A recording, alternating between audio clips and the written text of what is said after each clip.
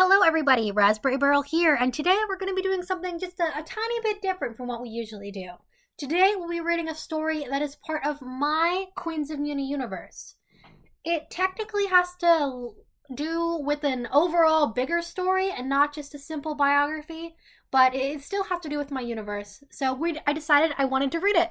And this is called The Tale of Serenlethity. It's just a short little story about one of the many characters in my AU that doesn't get the spotlight as a Queen of Muni, technically. You can find out more about her and what in the world is going on in her story at my DeviantArt page. Thank you very much.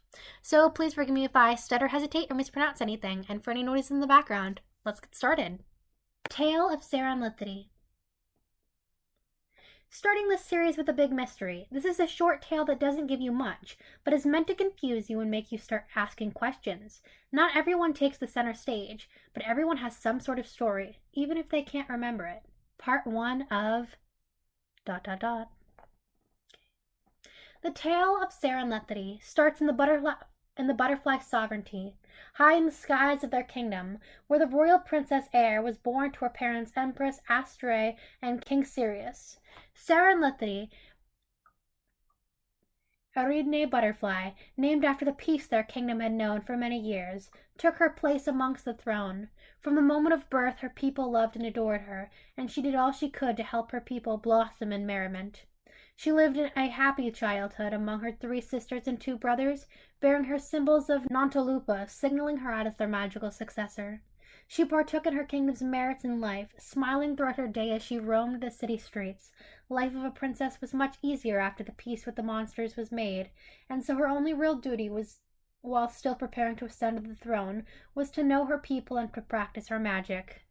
As well as enjoying the company of her people and friends, she especially enjoyed the time she got to spend with her dear friend Zagreus, traveler of the kingdoms, with whom she met in the castle forest path, who was on their way to report their newest findings from their journeys.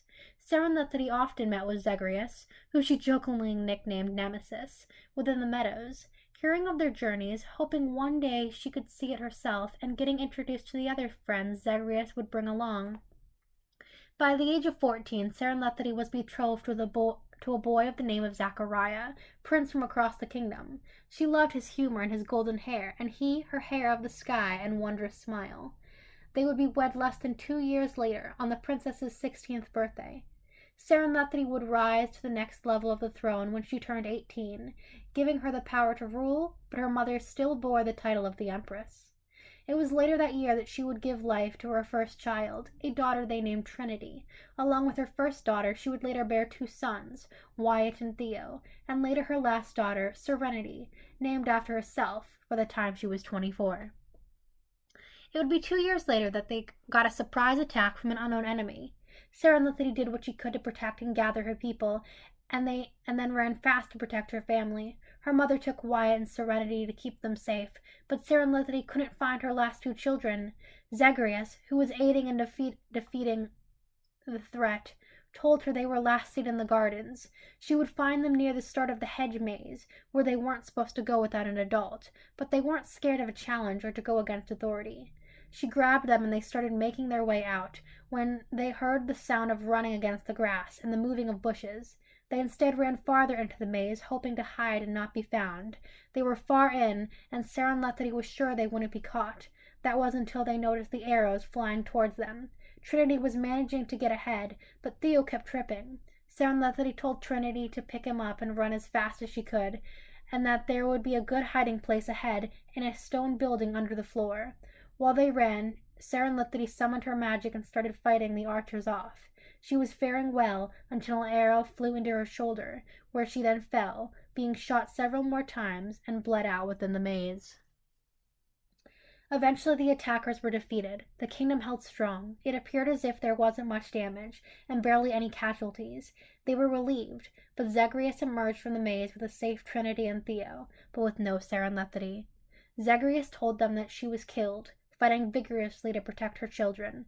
There would be no body brought forward, as if it disappeared, but the kingdom could feel the truth, and took Zagreus's word. The kingdom held a large funeral for their princess, mourning her joyous demeanor and face. They sent a burning ship, acting as a casket filled with her favorite things, down the stream, in honor of their dear Serenlethity. Floating down our river in limbo, her mind becoming numb, the princess becomes a stranger, and she opened up her eyes. And that was the short story, The Tale of Serenlethity, by Raspberryberyl on DeviantArt. If you'd like to see more of the stories that take place in the shadows, as I'm calling the series, please go check out my DeviantArt. I hope you guys enjoyed this short story and have a great rest of your day. Bye-bye for now!